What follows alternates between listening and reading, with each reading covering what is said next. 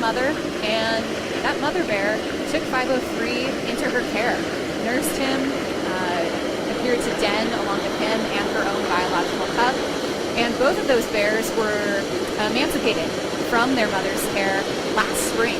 So they survived their first summer and winter as independent bears. They're back again this year, and both of those bears, 503 and 719, we've seen come up to Brooks Falls and try their hand, or I guess try their paws, at the fishing up here, where it can be quite good. We've seen 503 and 719 tolerate one another at pretty close distances. Bears are usually solitary creatures, so they tend to want to be on their own. And they're pretty selfish creatures because if they don't get enough food to survive the winter, then they simply won't make it back again the next year. And sometimes it's hard to wrap our human brains around a concept like that. But ultimately, if a bear wants to make it to the next year, they might have to act selfishly. But there are some times where we will see bears tolerate one another or even appear to share fish, which is something that we see sometimes between 503 and 719.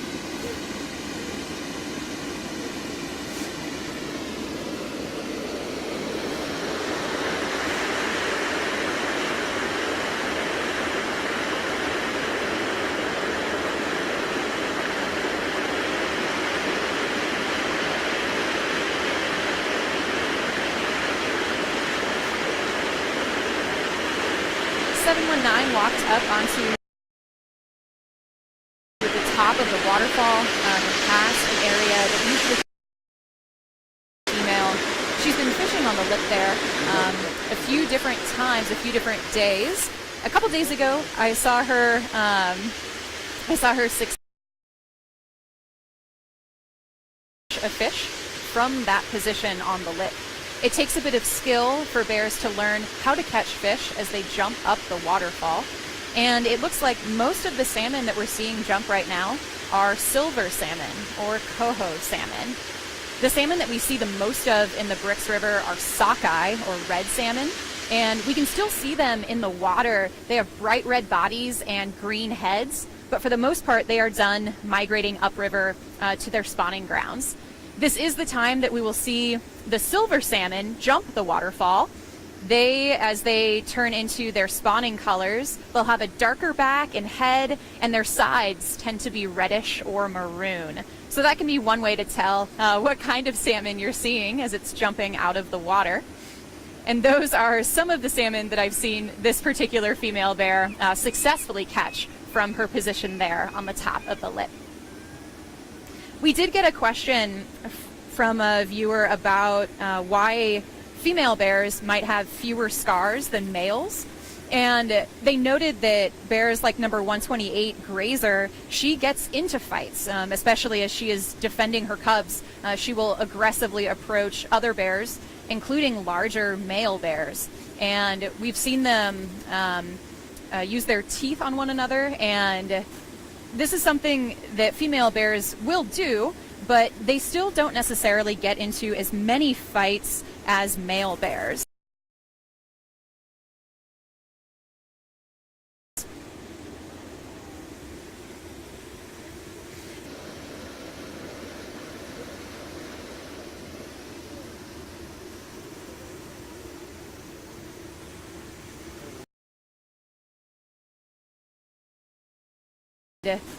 This is something that female bears will do, but they still don't necessarily get into as many fights as male bears. So male bears tend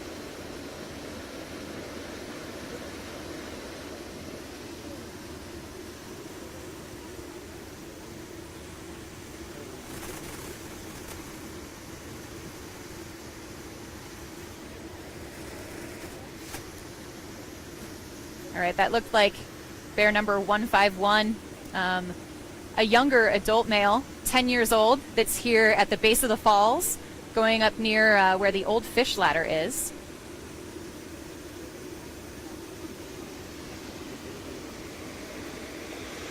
And another look at bear dominance and hierarchical positions.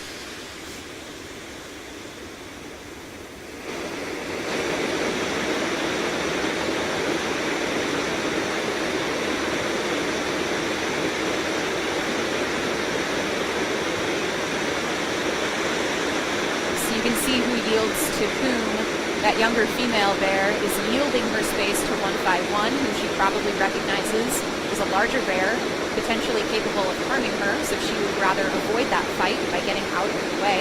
The gull that she chased off of the rock might also wisely be choosing to get out of the way of the bear, which is larger than it, and hoping to avoid injury as well.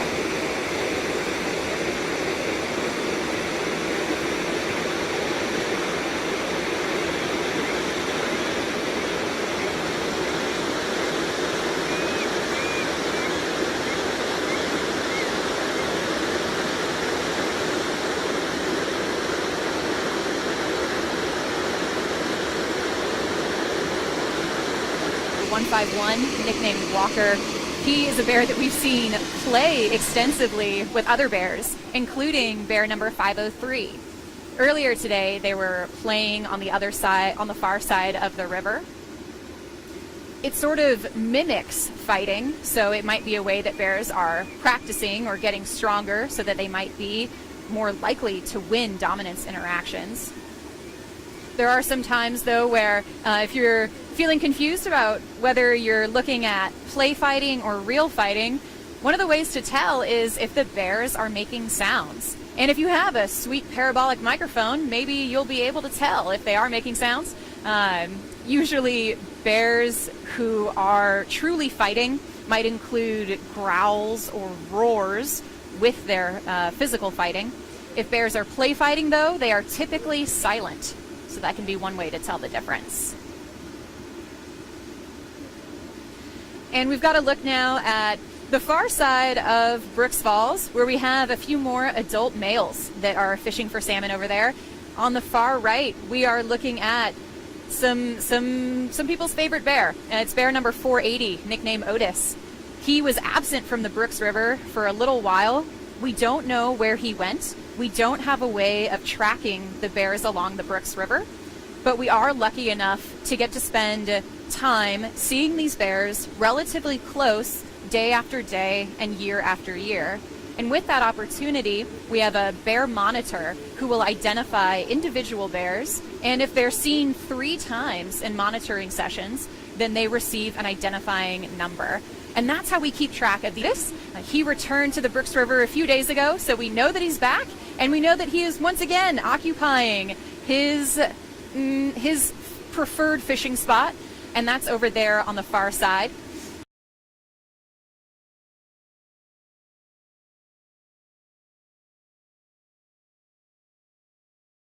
He is very good about conserving energy as he fishes for salmon. He might appear to be very, very still for a very long time. And apparently, whenever he feels the moment is right, that is when he will pounce and go after a salmon.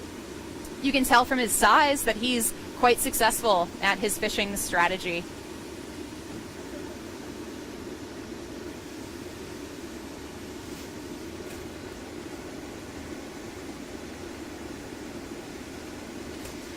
The other 2 male bears that are back there, we've got the one in the middle, which appears to be bear number 474.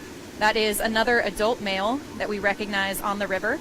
He was first identified as an adult bear in 2014.